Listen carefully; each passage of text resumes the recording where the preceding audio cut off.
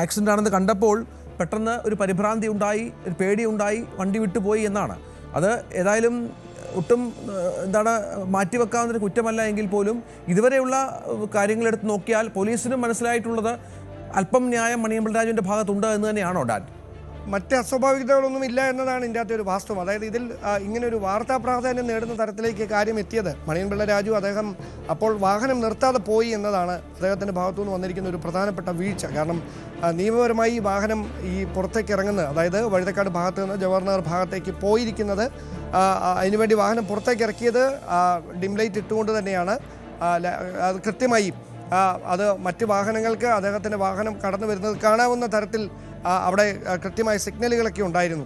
പക്ഷേ ഈ അമിത വേഗതയിലെത്തിയ ബൈക്ക് ഒരുപക്ഷെ ഈ അദ്ദേഹത്തിൻ്റെ കാർ പുറത്തേക്ക് ഇറങ്ങുന്നതിന് മുമ്പ് അദ്ദേഹത്തിൻ്റെ കാറിനെ മറികടന്ന് പോകാൻ കഴിയുമെന്നൊരു ചിന്തയിൽ വേഗത ഒട്ടും കുറയ്ക്കാതെ മുമ്പോട്ട് നീങ്ങുകയായിരുന്നു. അവർ ബ്രേക്ക് ഔട്ട് ചെയ്തിരുന്നെങ്കിൽ ഒരുപക്ഷെ ഇങ്ങനെ ഒരു അപകടം ഉണ്ടാവില്ലായിരുന്നു. അപ്പോൾ അത് ഈ ദൃശ്യങ്ങളിൽ ഏതാണ്ട് ഒരു 20 സെക്കൻഡ് ദൈർഘ്യമുള്ള ദൃശ്യങ്ങളാണ് പുറത്തു വന്നിരിക്കുന്നത്. അതിൽ കൃത്യമായിട്ട് അത് വ്യക്തമാണ്. ഈ വേഗതയിൽ ഈ കാറ് ചീറിപ്പാഞ്ഞെത്തി ഇതിൻ്റെ ഒരു വലതുവശത്ത് ഇടിച്ച് തെറിച്ച് ബൈക്കിലുണ്ടായിരുന്ന 2 പേർ മറിഞ്ഞു വീഴുന്നത്. എന്തായാലും അവരുടെ മൊഴി കൂടി രേഖപ്പെടുത്തേണ്ടതുണ്ട്. ഈ ശസ്ത്രക്രിയയ്ക്ക് ശേഷം പോലീസ് അതുമായി ബന്ധപ്പെട്ട നടപടികളൊക്കെ ഏകോപിപ്പിക്കും. അതിനുശേഷം മാത്രമേ ഇതിൽ തുടർ നടപടികളിലേക്ക് കിടക്കുകയുള്ളൂ. എന്തായാലും സ്റ്റേഷൻ ജാമ്യത്തിലാണ് അദ്ദേഹത്തെ വിട്ടയച്ചിരിക്കുന്നത്. ഇതാണ് നിലവിൽ ഇതുമായി ബന്ധപ്പെട്ട. അപ്പോൾ ഈ യുവാക്കളുടെ ആരോഗ്യനില രണ്ടുപേർ 2 ആശുപത്രിയിലാണ്. ഒരാൾക്ക് കാലിന് ഒടിവുണ്ട്, മറ്റൊരാൾക്ക് നടുവിന് പരിക്കുണ്ട്. ഇവരെ അവിടെ ഈ പറഞ്ഞ മണിയമ്പിള്ള രാജു വിളിച്ചതനുസരിച്ച് ഇദ്ദേഹത്തിൻ്റെ സുഹൃത്തുക്കൾ എത്തി തന്നെയാണോ ആശുപത്രിയിലേക്ക് കൊണ്ടുപോയത്? അതിനുശേഷം ഈ കുടുംബാംഗങ്ങൾ അല്ലെങ്കിൽ ഇവർ നൽകുന്ന മൊഴി എന്താണ്? നമുക്ക് ദൃശ്യങ്ങൾ കാണുന്ന അമിത വേഗം തന്നെയാണ് എന്നാണ്.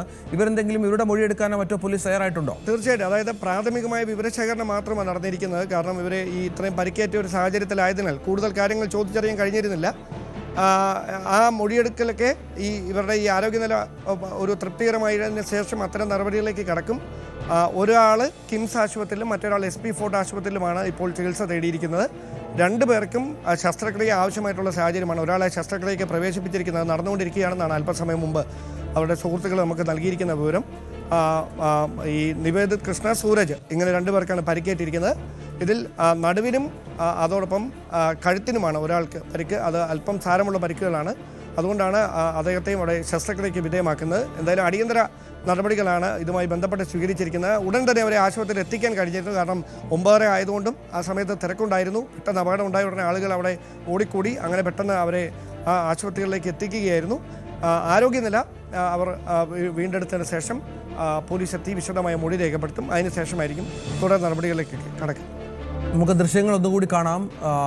മണിയമ്പിള്ള രാജുവിൻ്റെ വാഹനം ഇന്നലെ രാത്രി 9:30-ക്ക് ശേഷമാണ് ട്രിവാൻഡ്രം ക്ലബ്ബിൽ നിന്ന് പുറത്തേക്ക് ഇറങ്ങി വരുന്നത്.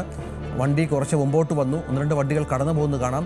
മുമ്പോട്ട് വന്നപ്പോൾ അമിത വേഗതയിലെത്തിയ സ്കൂട്ടർ, ബൈക്ക് ഈ വണ്ടിയിൽ ഇടിക്കുകയും തുടർന്ന് അവർ തെറിച്ചു പോവുകയുമാണ് ഉണ്ടായത്. ഈ കാറിൻ്റെ മുന്നിലെ ബോണറ്റ് ഇളകി മാറിയിരിക്കുന്നതും നമുക്ക് കാണാം. പ്രശ്നങ്ങൾ ആ വണ്ടിക്ക് സംഭവിച്ചിട്ടുണ്ട്. തുടർന്ന് മണിയമ്പിള്ള രാജു വളരെ പെട്ടെന്ന് വാഹനം വിട്ടുപോവുകയും തൻ്റെ ജവഹർനഗറിലെ വീട്ടിലേക്ക് മാറുകയുമായിരുന്നു. അവിടെ ഭാര്യ ഒറ്റയ്ക്കാണ്, തനിക്ക് ചിക്കൻ ഗുനിയുണ്ട്, ക്യാൻസർ പേഷ്യൻ്റാണ് എന്നീ കാര്യങ്ങൾ അദ്ദേഹം പിന്നീട് മാധ്യമങ്ങളോട് പറയുകയായിരുന്നു. അദ്ദേഹം പറയുന്നത് അവിടെ ഉണ്ടായിരുന്ന സുഹൃത്തുക്കളെ അദ്ദേഹം വിവരം അറിയിച്ചിരുന്നു, ഇവരെ ആംബുലൻസിൽ കൊണ്ടുപോകണം എന്ന കാര്യം. മറ്റൊന്ന്, മ്യൂസിയം പോലീസ് സ്റ്റേഷനിലും വിളിച്ചറിയിച്ചിരുന്നു എന്നാണ് മനസ്സിലാക്കേണ്ടത്. അപ്പോൾ അവർ പറഞ്ഞത് നാളെ രാവിലെ വന്നാൽ മതി എന്നുള്ള മറുപടി സ്റ്റേഷനിൽ നിന്ന് ലഭിച്ചു എന്ന് പറയുന്നത് ഒരുപക്ഷെ പോലീസിനെ കുരുക്കിലാക്കുന്ന ഒരു മൊഴിയാണ് എന്ന കാര്യത്തിൽ സംശയമില്ല. അക്കാര്യത്തിലൊക്കെ ഒരു അന്വേഷണം വേണ്ടിവരും. പോലീസ് ഈ വിഷയവും അന്വേഷിക്കും. കാരണം സെൻസേഷണലായ ഒരു കേസാണ്, ഒരു സെലിബ്രിറ്റിയാണ് ഇത്തരത്തിൽ ഒരു അപകടത്തിൽപ്പെട്ടിരിക്കുന്നത് എന്നുള്ളതാണ് ഏറ്റവും പ്രധാനപ്പെട്ടത്. മണിയമ്പിള്ള രാജു മാധ്യമങ്ങളോട് സംസാരിച്ച വാക്കുകൾ കൂടി കേട്ട് നമുക്ക് അവസാനിപ്പിക്കാം.